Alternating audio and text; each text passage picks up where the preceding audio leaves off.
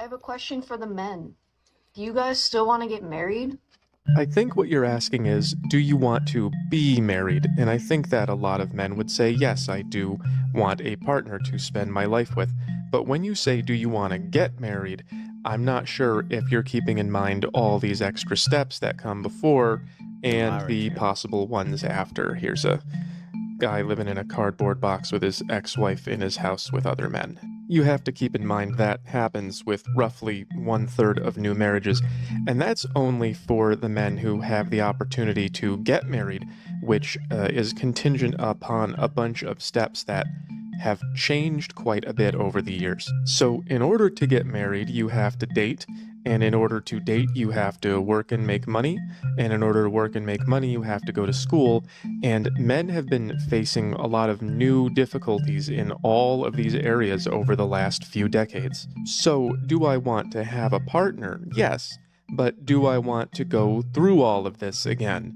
Not right No. now. So, you want to get married, you have to date, you want to date, you have to work, you want to work, you have to go to school. This is where a lot of male problems begin. I'm not saying that schoolgirls have it easy, but the last few decades, schoolboys have been treated like they are defective. In third grade, I used to finish my work before the other kids, and I would get up and move around, and they told me that was not okay, so they medicated me. When I got a little older, the other boys would start fights, and I went to the authorities to do the right thing, and they punished both of us. So then I took matters into my own hands, and they punished just me because of these policies. They don't let boys just fight it out anymore. Those types of policies are not setting young boys up for success. They punish the way that we natively look at the world. It definitely messed me up a little, and that was 30 years ago, and I have no idea what's going on now. When we get older and go to college, there are all kinds of things in place to help girls that are not available for boys, and they say that it's there to correct problems, but I don't think those problems exist anymore.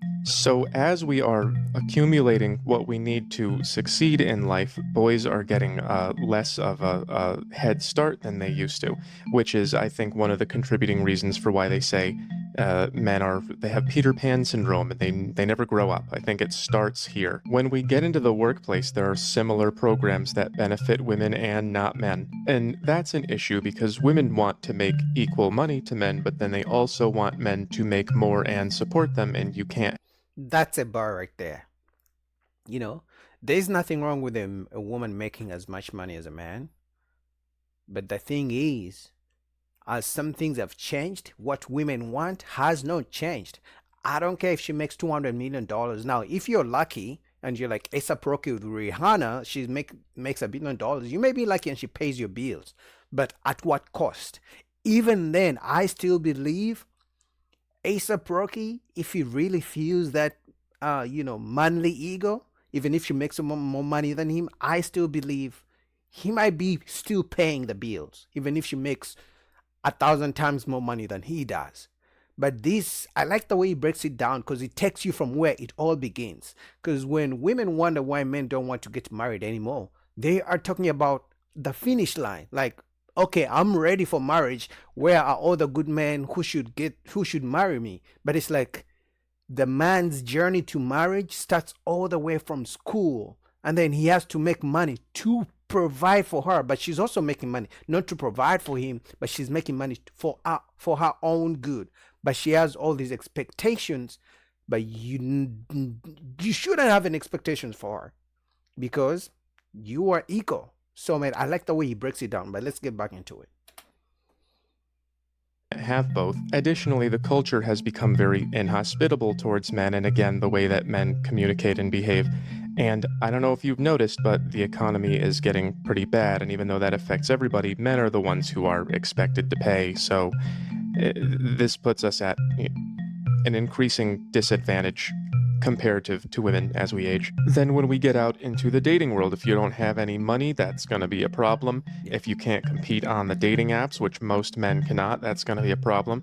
If you're not okay with her having an OnlyFans or an Instagram or whatever, it's going to take some women off the table because they have so much attention. So a lot of men are playing catch up at this point in life when that didn't used to be the case. So our parents and Yeah, that's why usually if you're like early college, getting out of high school, girls your age don't want you because obviously you got no money, you got no experience. They usually want older guys who have the money, who have the experience.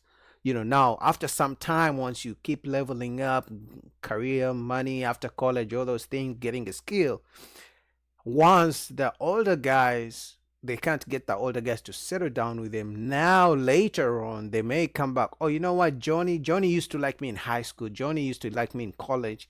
Let me find him on Instagram and text him and be like, hey Johnny, long time, how you doing?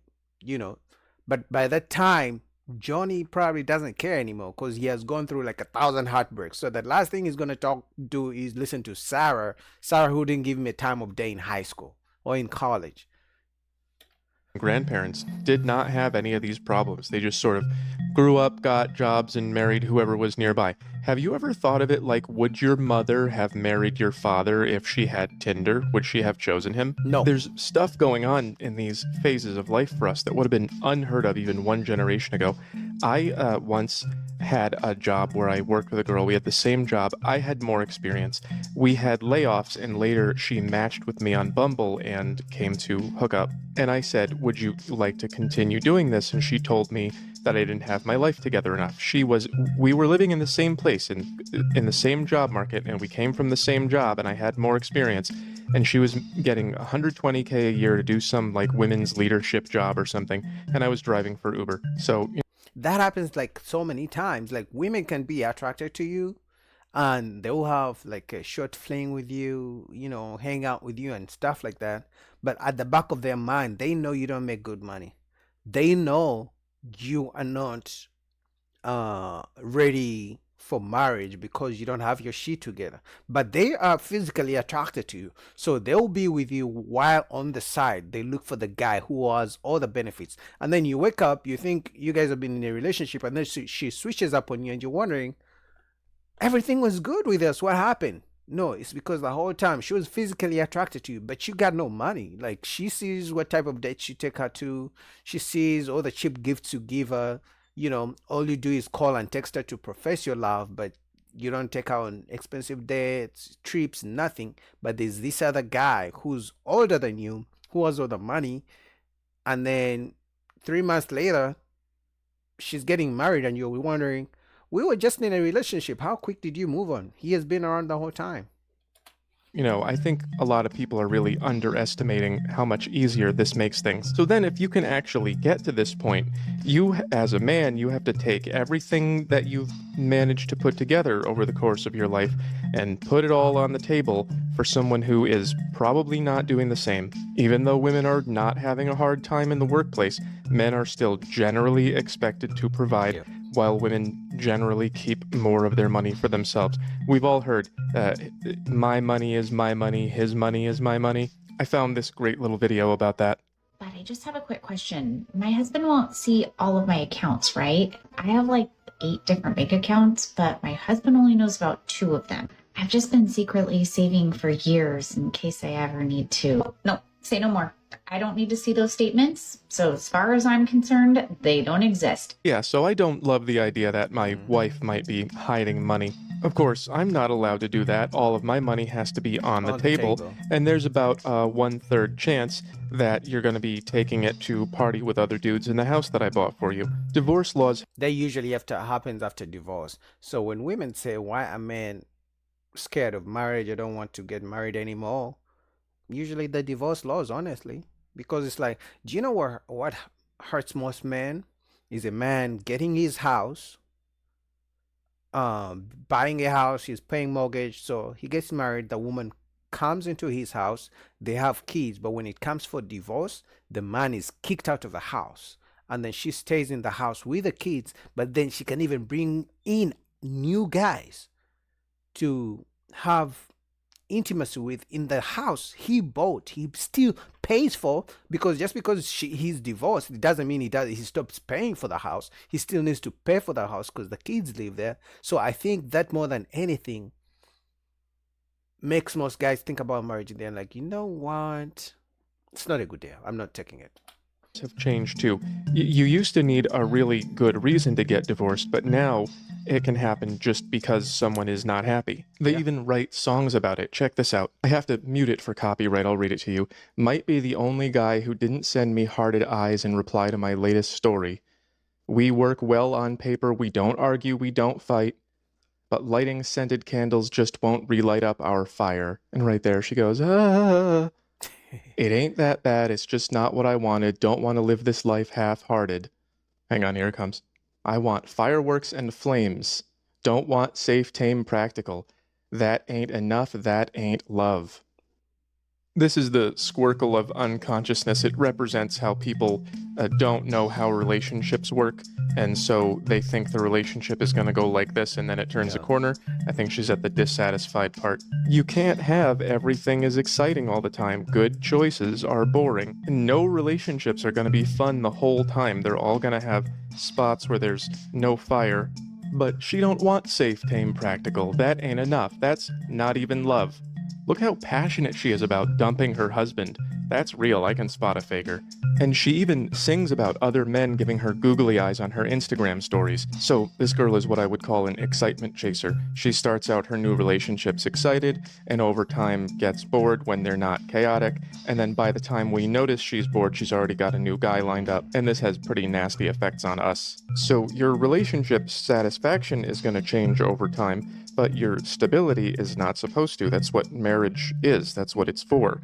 Even when you start feeling like things are not as fun, you have to remember that commitments are what gets you through the swings. I actually have a little theory that this takes about a year. Obviously, we get up and go to sleep with the sun, and women have changes in their hormones and emotions with the moon, and I think that a year is the amount of time that it takes to find somebody and have that strong emotional connection, get pregnant, and have a child. It's about 1 year altogether.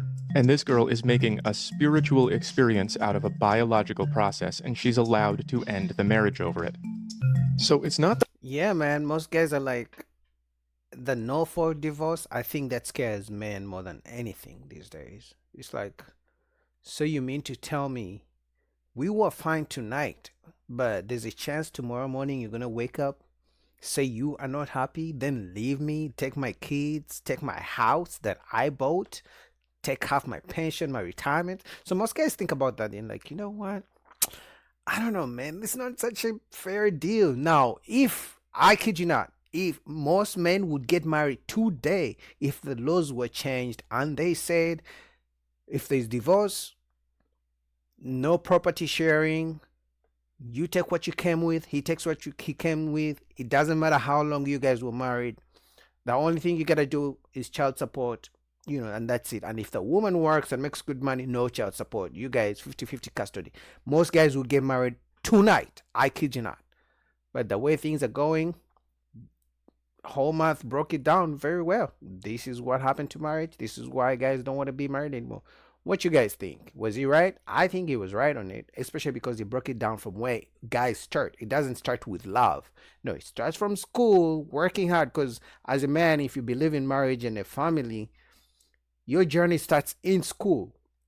Because you got to find a way to make money that you're going to use to spend on your wife and the kids. Anyway, man, shout out to Hallmark. I'll put down the link below to his channel.